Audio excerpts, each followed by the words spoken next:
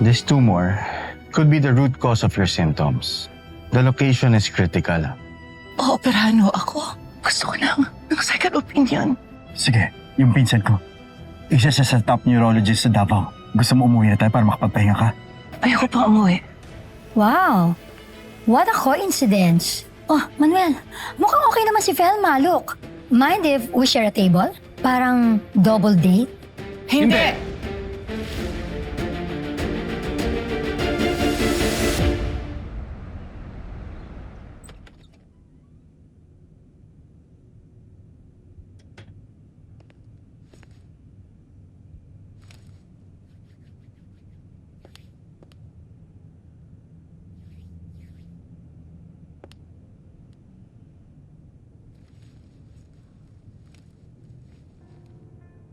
So, I heard, nagpa-check up ka daw. Why? Are you sick? Are you dying or something?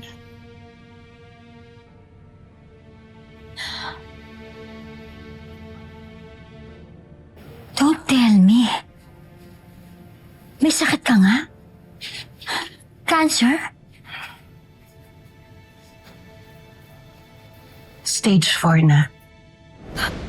Really? I mean, I'm sorry to hear that.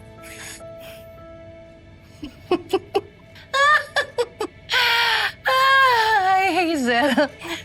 Para kang bobot na netizens. Ang bilis maniwala sa mga fake news.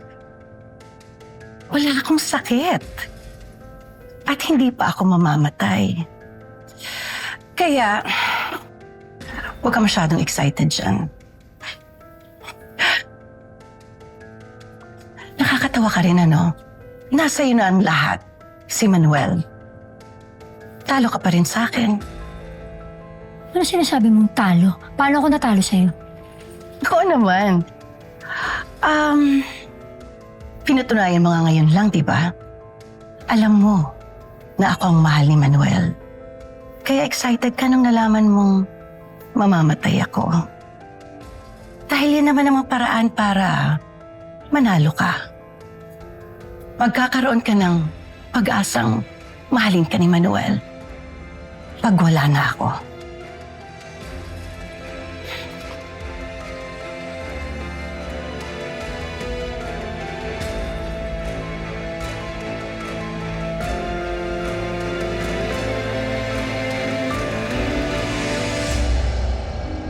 Sana mapunta sa tamang mga kamay ang sulat na ito. Binayaran ako ni Hazel Cruz para idiin si Colleen Cruz sa pagkamatay ng anak niyang si Jessica Cruz. Tapos pinabawi rin niya ulit. Tinatakot niya ako ngayon. Huwag daw akong magsasalita. May banta sa buhay ko dito sa loob. Hindi ko alam kung sino ang mga tao niya rito. Pero mas natatakot ako para sa mag-iina ko. Baka kung anong gawin ni Hazel sa kanila. That's it. That's confession, pare. Tama si Tito Manuel tsaka si Tita Velma. Demonyo ka talagang Hazel ka eh. Muntik pang makulong si Colleen dahil sa'yo.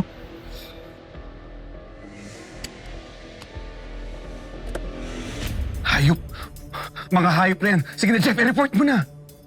Tayo wag muna. Galuhin muna natin ang mabuti. Baka kasi makatunog dito yung mga tao ng Hazel eh.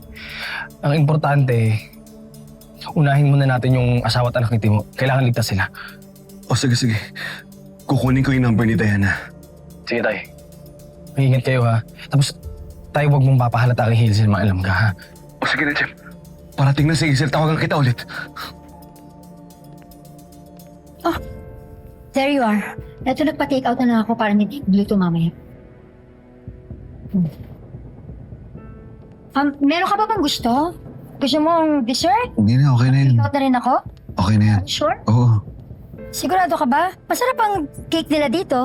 okay na yan. Okay, let's go.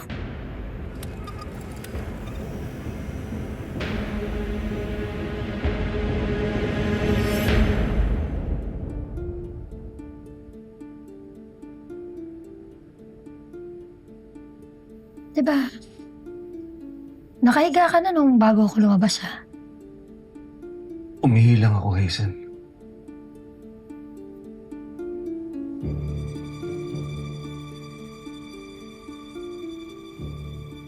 Paano ka nakapunta dyan sa wheelchair mo? Yung paa ko lang naman yung paralisado. Umapang ako. Ginamit ko yung kamay ko. Hindi mo ko tinawag. Ay, sorry, nahihiya na kasi akong abalahin ka. Manuel naman, next time, tawagin mo ko. Ilang beses ko ba sasabihin sa'yo, gusto kitang alagaan. Sige, sa susunod tatawagan kita.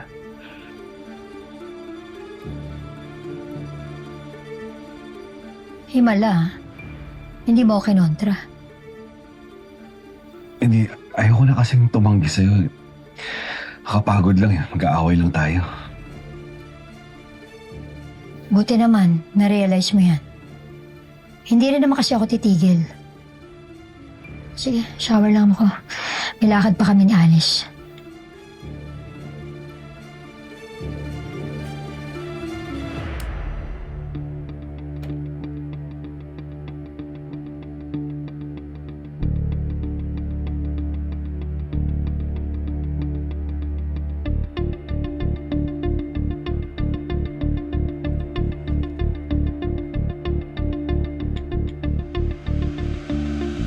Birthday niya.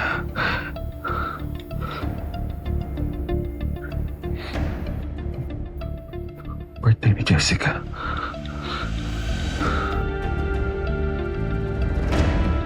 Anniversary. Anniversary namin.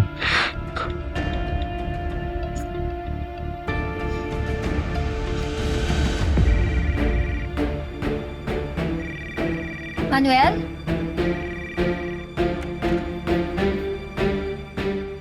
Pwede matawag ba sa akin? Sige, Alice, tumatawag. Ah.